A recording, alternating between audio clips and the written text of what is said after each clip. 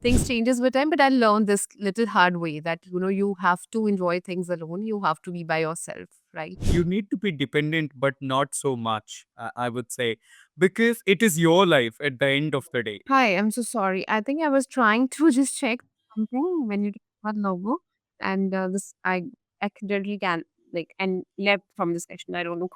Anyway, I'm back. Yeah, no issues. I think I'll discuss this just with team and like how it works. Is it safe for everyone or like yeah. Because Alana, before you also had this, I think it was automated. So, but still, you can have a word with the team, right, Ashutosh? So now a warm welcome. So yes, tell me something about you. Yeah, thank you for just welcoming me, I would say. So, starting with my introduction, my name is Ashutosh Trivedi. I hail from Kanpur, Uttar Pradesh. I completed my master's degree, that is Masters of Arts in English Literature, in 2024. And I'm a spoken English trainer by profession. I train people, I help them to speak English.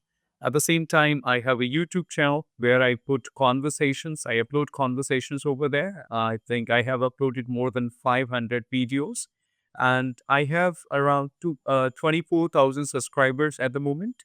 And I'm working hard to improve my skills so I can become a better podcast host or I can become a better conversationalist. So actually, that's why I'm here for. I'm here to improve my confidence, and I believe in practice because I'm not living in English-speaking country. So here you need to put just conscious efforts to improve your English. So here and there, I want to join trainers to improve myself every day. Perfect. Very, very interesting introduction. And I have so many questions to ask from you, which I've already made a list of in my mind. But before that, I will also quickly introduce myself because that's what is there before I ask you questions. So, Ashutosh, my name is Ashna, and I am from Jalandhar, Punjab. I have done my master's in journalism and mass communication, and since then I started working as a soft skill trainer. I started with Flipkart, then later on I moved into academic training, basically professor. I worked as an assistant professor. Then during COVID, I started working online, and since then I'm working as a freelancer. I take offline, online sessions with different universities, college, anybody's my audience. So I take sessions with them, and it's been 6 years I'm into this industry, and my main core area is personality development and interview skills. So that is all about me. So yes, Ashutosh, should I shoot you with my first question? Why not? I'm ready for that. And thanks for telling me about yourself. And I don't know, I'm getting one thing, one just thing in my mind. Actually, I already met you. You remember or not? Because you are meeting a lot of the students every day. I think it's been really long since I had a conversation with you. So, do you remember that? I do, I do.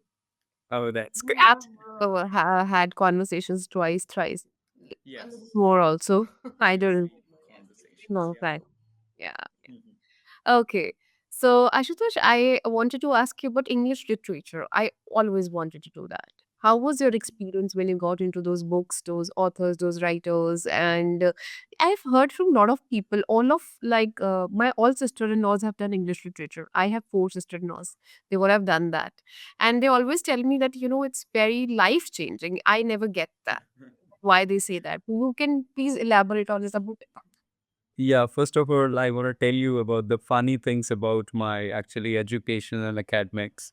I come from a commerce background. I studied commerce and then I went for university, Banaras Hindu University, and I pursued my bachelor's degree, that is BCom honors accounting. Okay. I was completely into this, and but I came back due to COVID-19. I was not able to stay there for long. I gave my first semester offline and I was back to my hometown. So I started working on my spoken English.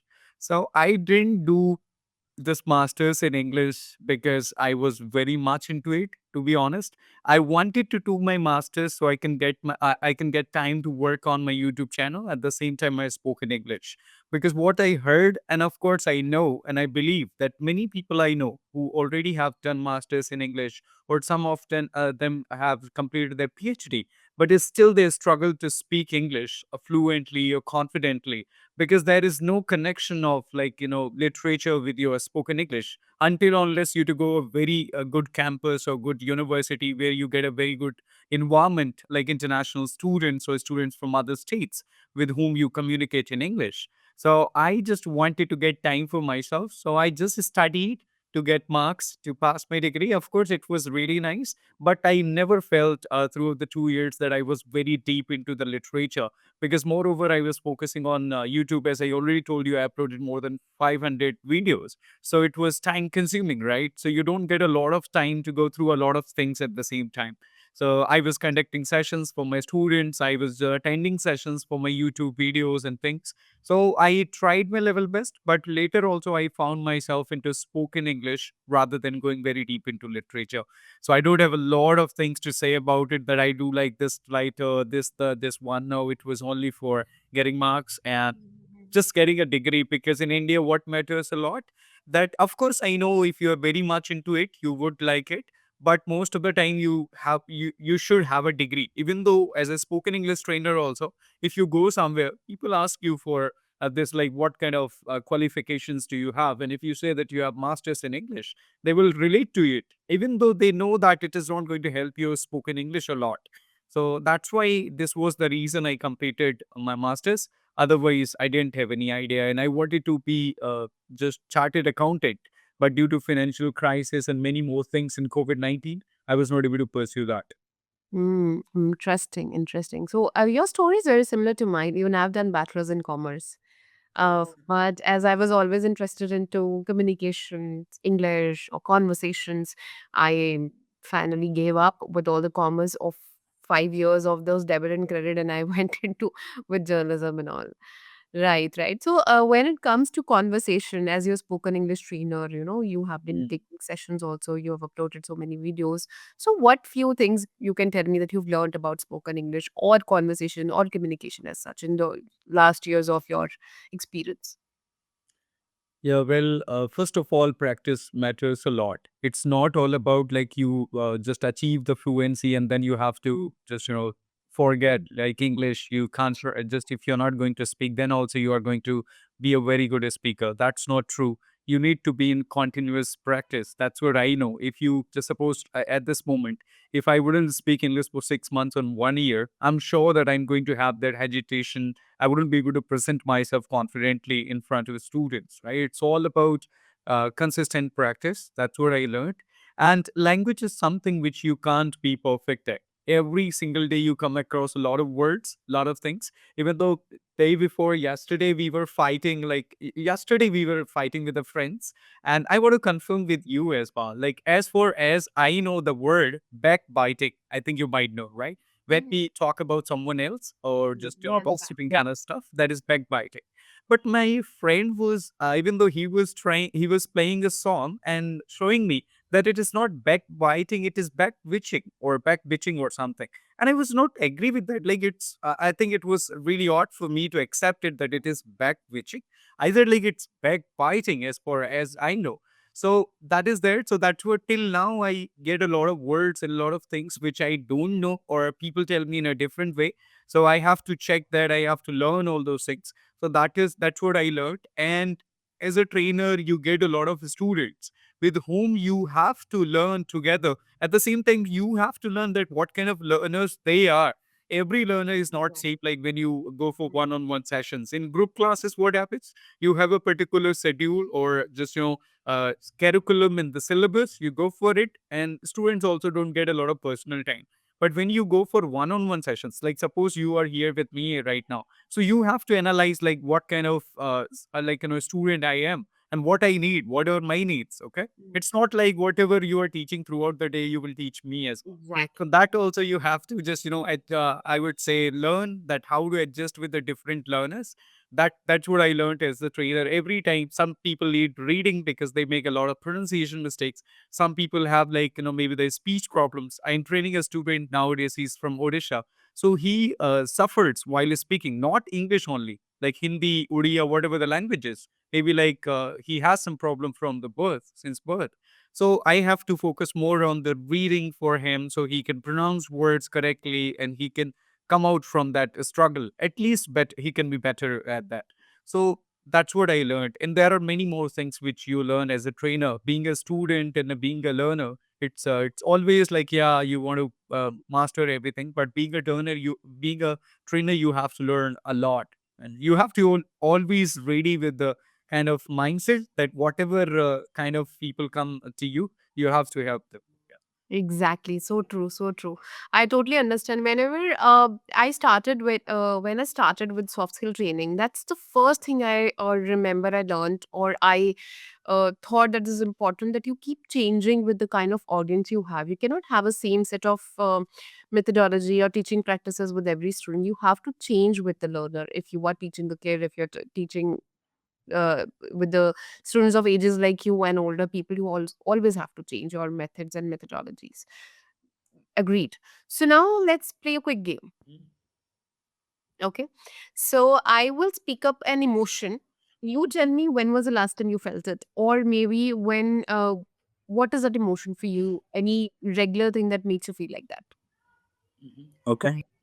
Okay. So let's start with anger. Anger, basically, I worked on myself a lot. I used to be a short tempered kind of man. I would be angry all the time.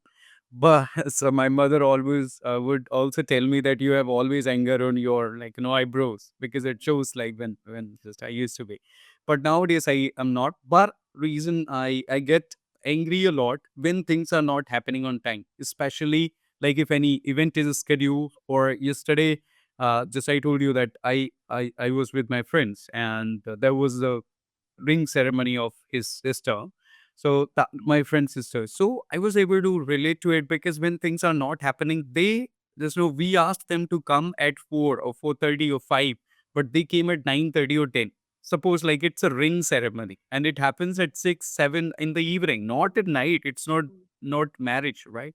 So that is there. So when things are not going according to the plan, or I will tell you, like my sisters are there.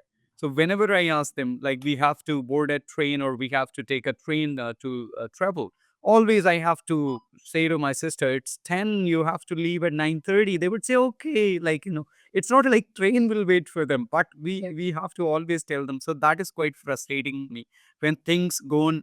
Okay, it's okay, 10, 15 minutes, 20 minutes. But if it is going very like, late, I don't like it. And that time I need to work on myself, and I become so frustrated, I would say.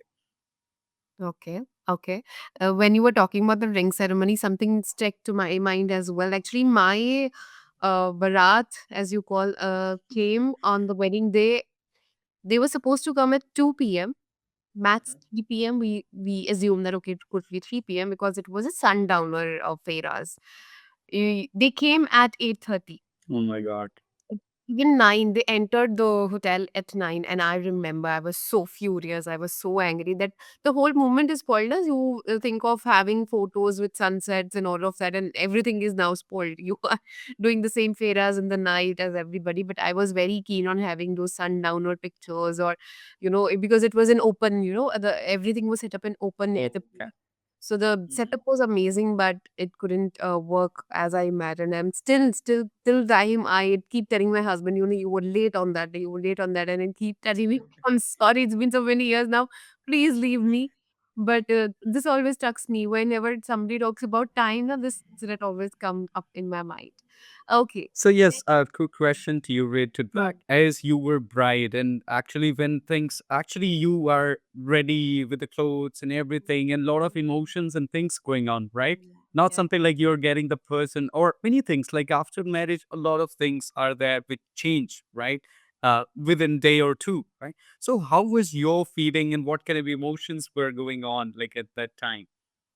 Obviously, as you almost answered the question as well, that I was very, very nervous. I was scared also a bit. Actually, I've never went outside my place. I've always worked there with I was always living with my family before I got married. I worked in the same place. I started in the same place. Never went out, and I never thought of it as something which was I missing out on. To I felt it's fine. I was getting opportunities in the same place, and I went out for it. But when I got married, and my husband was somebody who's out about since he was 12 or 13 years of age. So when I could see a difference. You are very dependent when you are living with your parents till 26, 27 years of age. And I could see him, he was very independent. He could do everything by himself. Emotionally, also, you tend to get independent. So it was a bit of a challenge when I got married. As I told you, I was very close to my parents. So accepting new parents as your own, adjusting in the life and everything. So I was feeling the same things before at the time of the on the day of the wedding as well, that things are going to change a lot, and that only happened. Things really changed a lot, but I'm very happy that everybody around me was very supportive. They understood me, and my husband was very supportive. It all went beautifully, but yes, it's very challenging, especially when you move cities. So it was challenging. It was nervous. Still, till this time, I sometimes feel a need that my parents should be beside me in certain things that I do day and day. But yeah, I was nervous. I was also very excited to start a new beginning, but scared as well. Yeah, I can understand and relate to it completely. Even though I just, I have been living out when I was 12, I started living out. So actually, so I can relate to it. What is very important in your life? You need to be dependent, but not so much, I would say, because it is your life at the end of the day. Even though after getting married, after having the family, whatever you want, maybe you get everything, but you're not going to get the same interest you have. Like you can't compare the same interest or the emotions on your husband or your in-laws that no, I like this, so you have to do the same. No. So at the end of the day, you have to do something which you like doing rather than always sticking to them and just changing and forcing yourself to become the same like that. That is also not very good, and which happens in Uttar Pradesh a lot of times. You have to do everything whatever your in-laws are asking to do, or your friend like an husband is asking to do. So that is quite, I think, difficult, but nowadays it's changing. So you can do something which you like to, and just your husband can do whatever he likes doing. It's not like something, if you don't like watching movies, it's compulsory to watch movie with your husband. It's fine, like you can watch. If you like watching, if you like watching cricket, you can watch it. But of course, suppose if your wife wants to watch it together, fine. If she doesn't want to, enjoy it alone or maybe with your friends. I think something you said something very similar to what my husband used to tell me. It's been 4 years of our marriage. Initially, I was also like that. I was like, I am eating my dinner alone. Why aren't you at home at this time? Because I tell you, like I was very close to my parents, and we as a family were always doing stuff together. So even when I used to watch movies, I used to tell him, please come watch it with me, or let's go for a movie together. Whenever he was planning boys' night out, I used to be like, what will I do then? But then gradually I realized that, it's individual personalities. He's also an individual. Before we got together, I was an individual. I was living my own life with my own kind of stuff. He was doing the same. So we can't immediately change stuff for each other, and we should not expect the same as well. We should be ourselves and just communicate what you feel like doing, and if that other person is ready. And as you said, you can enjoy a movie alone, you can enjoy a meal alone. And I think after the kid, I the most peaceful time is when I'm alone. I don't want anybody around me now. I'm always needed so much that I'm now like, okay, please go and have your boys' night and take the Kaiser with you. Or I prefer then getting her to bed very early and have those few hours with me at the night silent. So yeah, things changes with time, but I learned this little hard way that you have to enjoy things alone. You have to be by yourself, right? That's very, very important. So what are your thoughts on marriage, Ashutosh? And what kind of a partner you look for yourself? That's a very difficult question. And nowadays, what kind of things are happening. So, being a male, just they are always afraid. Not a male, and of course, I'm a male, so I feel their pain. So, nowadays, things are really complex. Whatever you see on the pictures, whatever the person you see on the first day, that you can't expect, like, I'm so the scared. whole life with you. So, that is there. But I expect, like, it's okay. Like, whatever I say, like, I would be happy if she enjoys doing something by herself. Okay, watching movie. Like I don't like watching movies. Maybe like I something else, like something else. Maybe she likes something else. That's okay. But I want a very simple personality. Not into. I'm not into just party or. I'm not a party anymore, going out and every day. No, it's not like that. I always try to stay in my room or my home.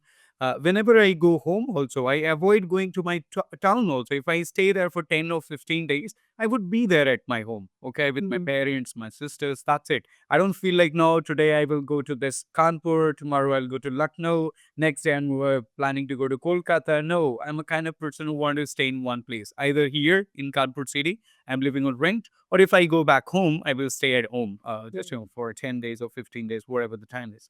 So I want the same kind of person. I don't want someone like every day she's planning. No, today I have to go to Simla. Oh, next day. Oh, now we are planning to go to this place. No, it's okay. Do your things at home, whatever you like doing it. But going out every day, and even though I don't know about the culture you have in your state, but in my state, that is not also appropriate a lot, because living with your parents, if you're serving your parents, like it is your responsibility. Even though after the marriage, also, if they are feeling the same, then what is the meaning of the marriage, right? If you're not able to help your in laws a bit, a little bit also, then I think it doesn't make a sense a lot. So that's what my feeling is. And but I'm not sure. Like it's unpredictable. You have to leave on supreme law. You never know like what kind of partner. Yeah, exactly. Whenever somebody tells me, it's a love marriage or it's an arranged marriage, marriage is never guaranteed, because even when you have dated the person, living with somebody is altogether a different scenario. Talking on the phone or just meeting once in a while has different kind of charisma. But when you have to live together, you have to share the bathrooms, you have to be there, you have to see the every each side. You see others person each and every side, the good and bad. So to deal with that is altogether a different scenario. So marriage, I always tell everybody, it's a ball game. It's a lottery or a hit and trial. You never know before you before you get to the house. Few days ago, I was listening to a video. So a marriage is all about adjusting a lot and compromising with a lot of things from your side and from your husband's. Like, both have to do it. And you have to plan the family together in many things. As you said, like after getting a child, oh my goodness, I'm able to see my sister. And she is like, she has a daughter of 9 months old and 10 months old now. Oh my goodness, she doesn't get time for herself. Even though when I talk to her, she will be just, snatching the phone and like Very kids don't give time to you for the personal time. And even though like nowadays when she sleeps, then also my sister has to be in alert mode. Anytime she can wake up and she starts scrolling on bed and she can come down. So that is very difficult, I can feel. So that's what I discuss with my friends, that raising kids is not at all easy task. Oh not my become goodness, easy. Especially, we are living in nuclear families. We don't have a lot of support right now. So it's especially with working mothers, it's too difficult. too frustrating. Sometimes, like your boy is crying, crying, crying, and you are getting mails from your office and things like that. That Mine also is is up. what to do. As we're talking about kids, mine is up. Okay. Yeah.